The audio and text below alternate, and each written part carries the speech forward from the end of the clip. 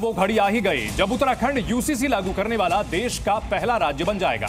कल उत्तराखंड में समान नागरिक संहिता लागू हो जाएगी। कल मुख्यमंत्री पुष्कर सिंह धामी मुख्य सेवक सदन में यूसीसी के पोर्टल और नियमावली का लोकार्पण करेंगे, जिसके बाद देवभूमि के हर नागरिक पर यूसीसी कानून लागू हो जाएगा।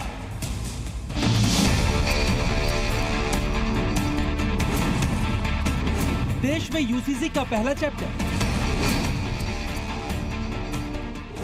कल दिखेगा। भारत में यूसीसी का ट्रेलर।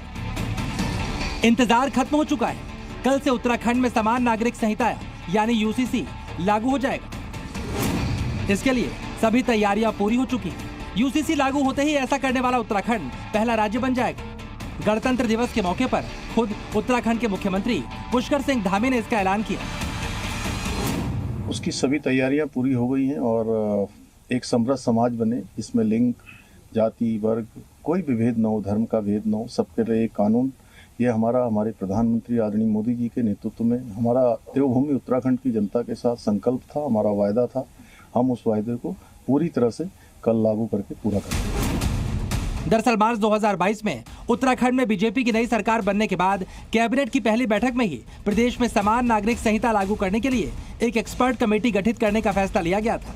कमेटी की रिपोर्ट के आधार पर 7 फरवरी 2024 को राज्य विधानसभा से समान नागरिक संहिता बिल 2024 पारित किया गया। 2022 के विधानसभा के चुनाव में आदरणीय प्रधानमंत्री नरेंद्र मोदी जी के नेतृत्व में हम इस चुनाव में गए थे और देवभूमि उत्तराखंड की जनता के सामने हमने अपना ये संकल्प रखा था, ये हमने वायदा किया था कि हम नई सरकार के गठित होते ही सबसे पहले हम यूसीसी लाने के लिए काम करेंगे। और हमने नई सरकार के गठन होते ही सबसे पहले यूसीसी लाने की समस्त औपचारिकताओं को पूरा किया। देवभूमि उत्तराखंड में यूसीसी के लागू होते ही बहुत सी चीजें बदल जाएंगी, जिसको लेकर जागरूकता अभियान भी चलाया जाएगा। आइए जानते हैं यूसीसी के लागू होने से उत्तराखंड में क्या क्या बदलाव होंगे। इसके बाद शादियों का रजिस्ट्रेशन करवाना जरूरी होगा। तलाक का एक समान नियम होगा। पर्सनल लॉ के नियम लागू नहीं होंगे। इस्लाम के हलाला इद्दत को बंद करना होगा। बहुविवाह पर रोक लगेगी। 18 साल से पहले लड़कियों की शादी नहीं कर पाएंगे।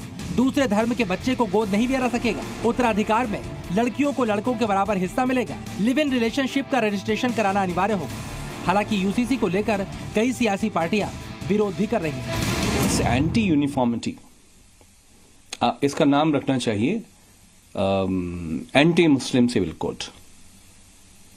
आरएसएस बीजेपी का 100 साल का जो एजेंडा है, वो चाहते हैं कि भारत में मुसलमानों को 2M दर्जे का नागरिक बनाया जाए।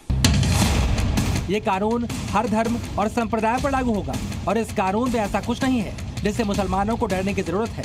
इसके बावजूद यूसीसी पर भ्रम फैलाया जा रहा है। ब्यूरो रिपोर्ट, जी मीडिया।